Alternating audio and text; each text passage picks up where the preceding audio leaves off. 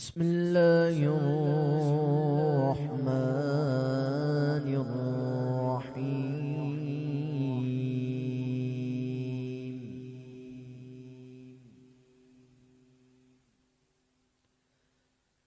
رب المشرقين ورب المغربين،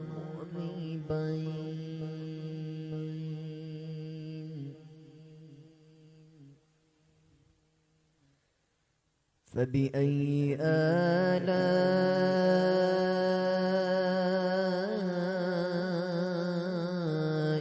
ربكما تكذبان؟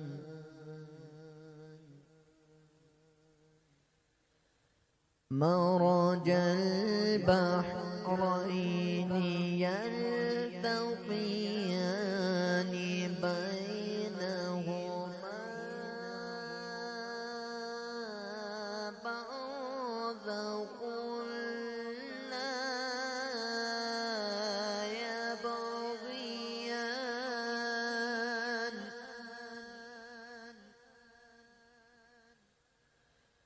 فبأي آلاء ربكما تكذبان؟ يخرج منهما اللؤلؤ والمرجان، فبأي آلاء ربكما تكذبان؟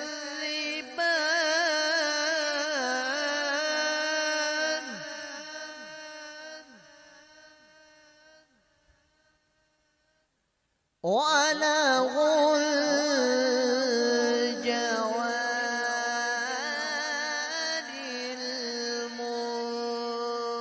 المنشآت في البحر كالأعلام،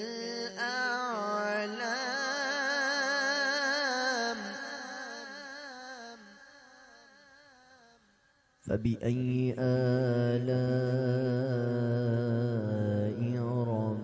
ربكما تكذبان؟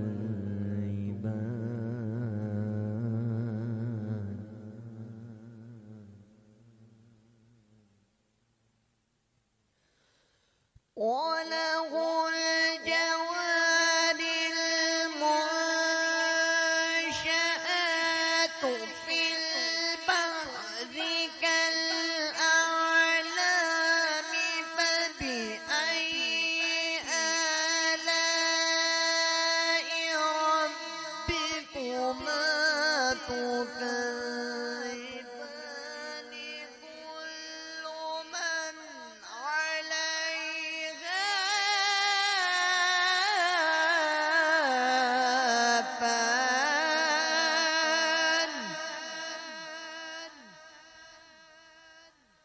ويبقى وجه ربك ذو الجلال والإكرام، فبأي آلاء ربكما تكذبان؟ صدق الله العظيم، وصدق رسوله النبي الكريم الأمين. سبحان اللہ، ماشاء اللہ. فبأي آلاء ربكما تكذبان، اور تم اپنے رب کی کون کون سی نعمتوں کو جھٹلاؤ گے؟ السلام علیکم دوستو، میں ہوں آپ کا دوست ہوسٹ حذیفہ اشرف آسمی. مرکز آسمی انٹرنیشنل کے زیر اہتمام رمضان ٹرانسمیشن ہدایت رمضان میں آپ کو خوش آمدید.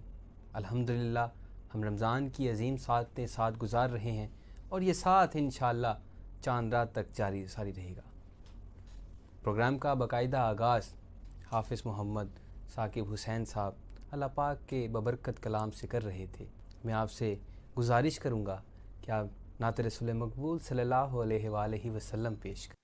صلی اللہ علیہ یا رسول اللہ وسلم علیہ یا حبیب اللہ۔ عشق دا کلمہ پڑھیے تاں گل بن دیئے، عشق دا کلمہ پڑھیے تاں گل بن دیئے، عشق دا کلمہ پڑھیے تاں گل بن دیئے، عشق دا کلمہ پڑھیے تاں گل بن دیئے، اللہ اللہ کریے تاں گل بن دیئے، اللہ اللہ کریے تاں گل بن دیئے، عشق دا کلمہ پڑھیے تاں گل بن دیئے، عشق دا کلمہ پڑھیے تاں گل بن دیئے۔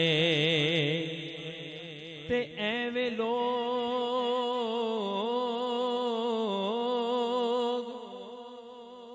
لوگ شیطان دے نال پہ لڑدے نے،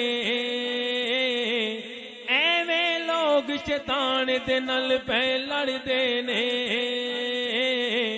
نفس اپنے نال لڑیے تاں گل بن دیئے، نفس اپنے نال لڑیے تاں گل بن دیئے، عشق دا کلمہ پڑھیے تاں گل بن دیئے، عشق دا کلمہ پڑھیے تاں گل بن دیئے، عشق دا کلمہ پڑھیے تاں گل بن دیئے۔ عقل دے ویڑے عقل دے ویڑے دے وچ رہن دا کی فائدہ، عقل دے ویڑے دے وچ رہن دا کی فائدہ،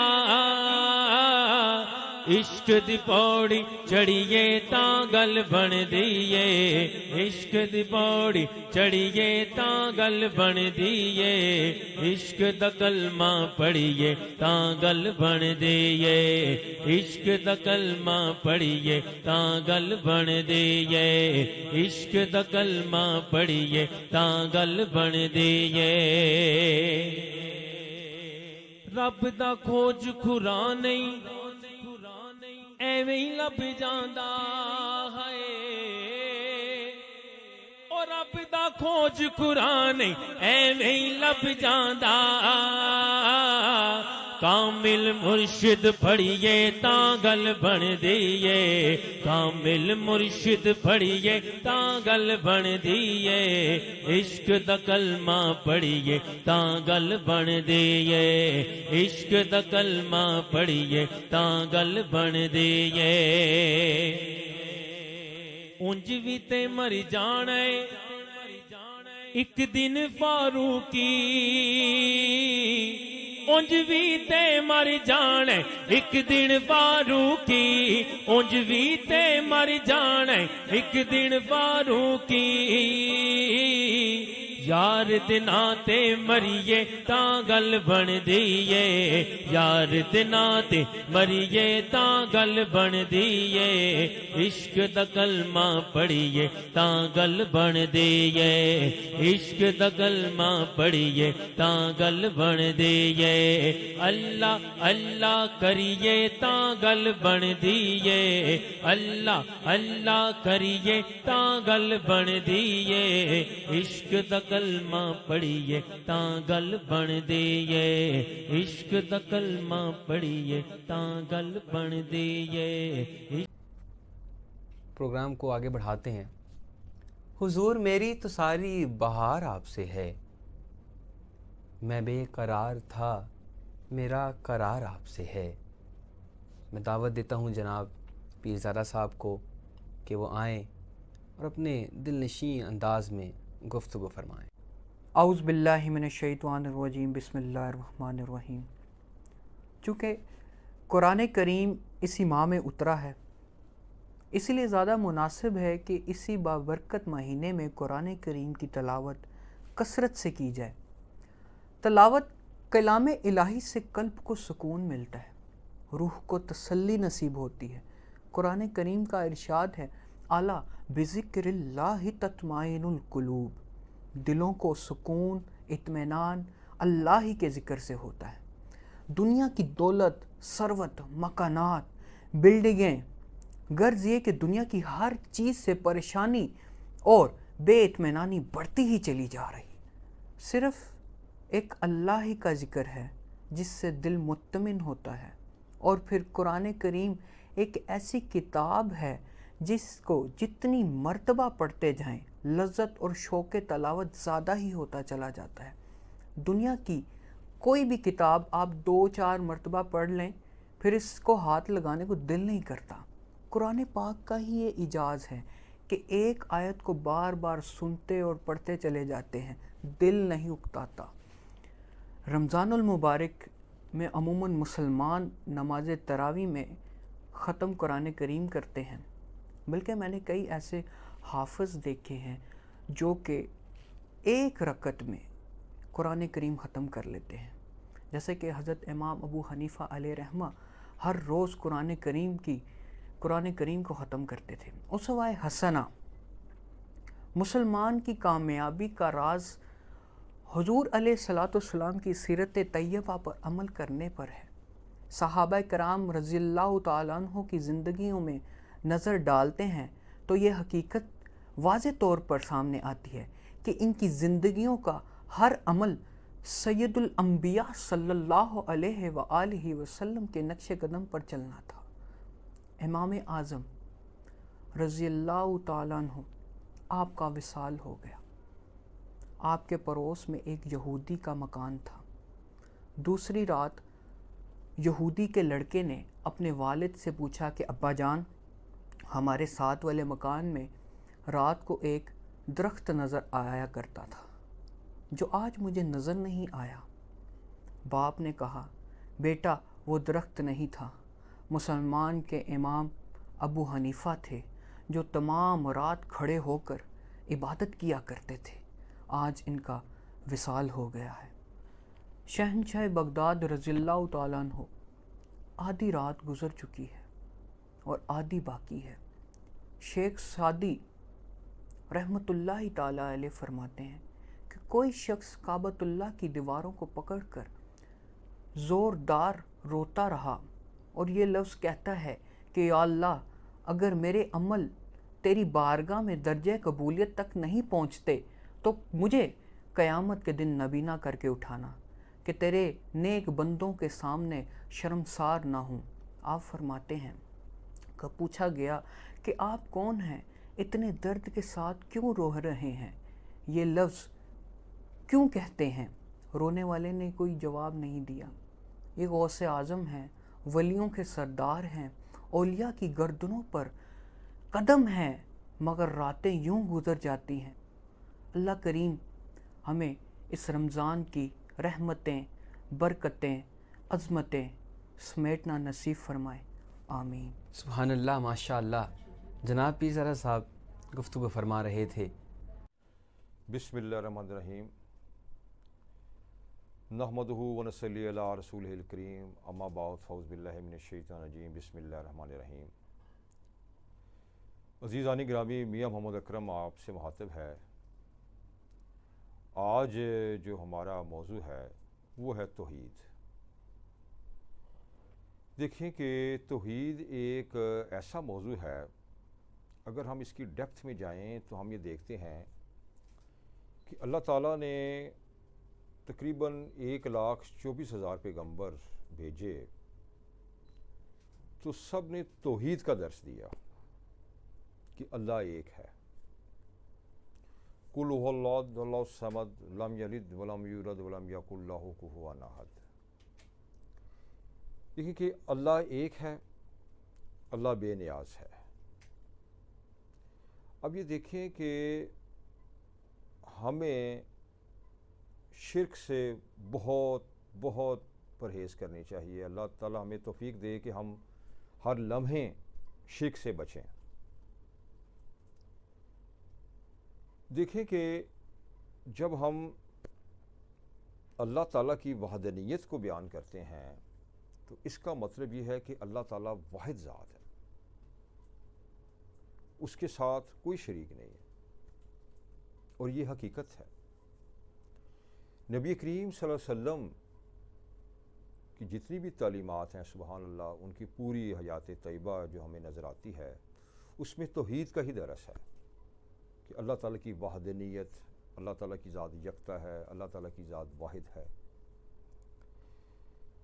اور اب یہ دیکھیں کہ مختلف حدیث سے پتہ چلتا ہے کہ قیامت والے دن اللہ تعالیٰ غفور و رحیم ہے، وہ تمام گناہ معاف کر سکتے ہیں، اللہ تعالیٰ غفور و رحیم ہے، اللہ تعالیٰ قادر مطلق ہیں، لیکن شرک ایک ایسا گناہ ہے جس کی معافی نہیں ہے۔ ہمارا یہ فرض ہے کہ ہم اپنی روزمرہ زندگی میں، لین دین میں، کاروبار میں، کہیں بھی ہم شرک سے بچیں، اللہ تعالیٰ کی ذات اقدس کو وحدانیت جانیں، وہی ہمارا قادر مطلق ہے، وہی واحد ہے، وہی یکتا ہے، اور ہم سب نے اسی کی طرف لوٹ کر جانا ہے۔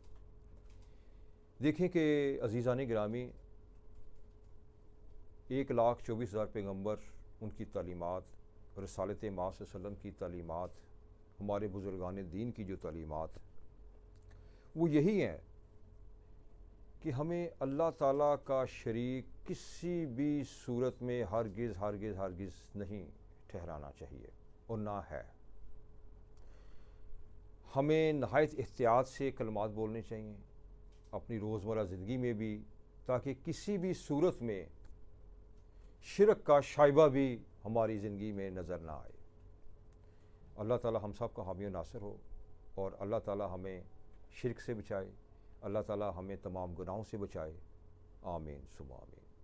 ان کا منگتا ہوں جو منگتا نہیں ہونے دیتے، ان کا منگتا ہوں جو منگتا نہیں ہونے دیتے، یہ حوالے مجھے رسوا نہیں ہونے دیتے۔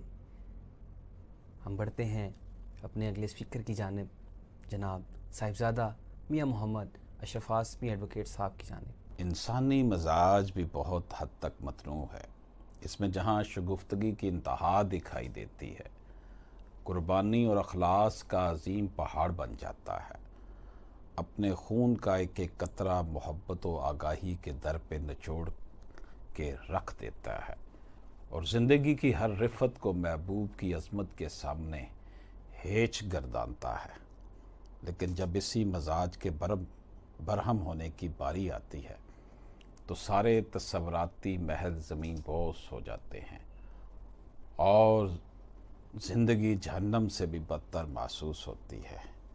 انسانی جبلت میں خالق نے یہ شے رکھ چھوڑی ہے کہ دشمن جاں وقت کے ساتھ غمگسار بن جاتے ہیں، اور غمگسار جانی دشمن کا روپ دھار لیتے ہیں۔ اس انسانی رویے کے پیچھے جو عمل کار فرما ہے وہ یہ کہ انسان کو اپنی حقیقت سے آگاہی نہیں ہو پاتی۔ جو انسان خود کو پہچان لیتا ہے تو اس کو اپنے ارد گرد میں ہونے والی تمام تر حرکات و سکنات کا ادراک رہتا ہے، اور وہ اپنے سے متعلق افراد کے رویوں کے سلوک کا اعتدال کے ساتھ سامنا کرتا ہے۔ اگر تو انسان کو اپنی اصل کی سمجھ آ جاتی ہے تو پھر اسے یہ ادراک ہو جاتا ہے کہ ہر لمحہ اس کے پاؤں کے نیچے زندگی کی ساعتیں کم کرتا چلا جا رہا ہے، اور یہ زندگی دل لگانے والی جگہ نہیں ہے، یہ تو بس ایک پڑاؤ ہے، اور خود اسے صحرا تصور کر لیا جائے، اور بے شک اس زندگی کو نخلستان سمجھا جائے۔ انسانی ادراک انسان کو اس کی معراج پہ پہنچاتا ہے، اسی ادراک کی بنا پر اویس کرنی بنا جاتا ہے، بلال حبشی رضی اللہ تعالیٰ عنہ کا اعزاز ملتا ہے، اور اسی ادراک کے پیچھے فیضان کار فرما ہوتا ہے، اور اسی لیے تو خالق فرماتا ہے کہ ہدایت اس کے لیے ہی ہے صرف جسے خالق نوازتا ہے۔ امکانات کی دنیا سے جو ہو پا رہا ہوتا ہے، وہاں سے انسان اپنا راستہ بنا رہا ہوتا ہے۔ اس لیے ہونا ہی در حقیقت رد عمل کی ابتدا ہے، اسی سے تعمیر اور تخریب دونوں کا ظہور ہوتا ہے۔ اسی طرح محبت جفا اور وفا کے جذبوں کو ایسی تمازت سے جو ہے وہ نوازتی ہے کہ من کی دنیا اور تن کی دنیا ایک جیسی ہو جانے کا رد عمل شروع ہو جاتا ہے۔ اللہ پاک ہم سب کو آسانیاں تقسیم فرمائے۔ سبحان اللہ، ماشاء اللہ۔ یہ تھے جناب صاحبزادہ میاں محمد اشرف عاصمی ایڈوکیٹ صاحب، جو اپنے دل نشین انداز میں بڑی ہی خوبصورت و تصوفانہ گفتگو فرما رہے تھے۔ ہم اپنے اگلے ثناخواہ کی جانب جاتے ہیں۔ میں آپ سے گزارش کرتا ہوں کہ آپ نعت رسول مقبول صلی اللہ علیہ وآلہ وسلم پیش کیجیے۔ نہیں گرتا کبھی تو نے اٹھایا جس کو، وہ نہیں گرتا کبھی تو نے اٹھایا جس کو، کتنا خوش بخت ہے سینے سے لگایا جس کو، کتنا خوش بخت ہے سینے سے لگایا جس کو، حشر میں وہ نہیں چاہے کبھی کچھ بھی پینا، حشر میں وہ نہیں چاہے کبھی کچھ بھی پینا، جام کوثر اپنے ہاتھوں سے پلایا جس کو، جام کوثر اپنے ہاتھوں سے پلایا جس کو، کتنا خوش بخت ہے سینے سے لگایا جس کو، اور زور طوفان کا آتا ہی رہا ہے، لیکن زور طوفان کا آتا ہی رہا ہے، لیکن وہ صدا جلتا رہا تو نے جلایا جس کو، وہ صدا جلتا رہا تو نے جلایا جس کو، کتنا خوش بخت ہے سینے سے لگایا جس کو، اور نفس و شیطان سے کوئی بلا کیسے بچے، نفس و شیطان سے کوئی بلا کیسے بچے، بس بچاؤ تیری رحمت نے بچایا جس کو، بس بچاؤ تیری رحمت نے بچایا جس کو، کتنا خوش بخت ہے سینے سے لگایا جس کو تیری رحمت نے نوازا، ہر قدم پہ اس کو تیری رحمت، تیری رحمت نے نوازا، ہر قدم پہ اس کو خواجہ جی نے، خواجہ جی نے اپنا غلام بنایا، جس کو خواجہ جی نے اپنا غلام بنایا، جس کو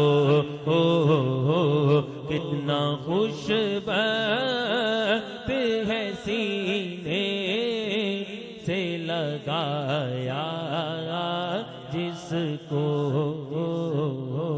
وہ نہیں گرتا کبھی تو نے اٹھایا، جس کو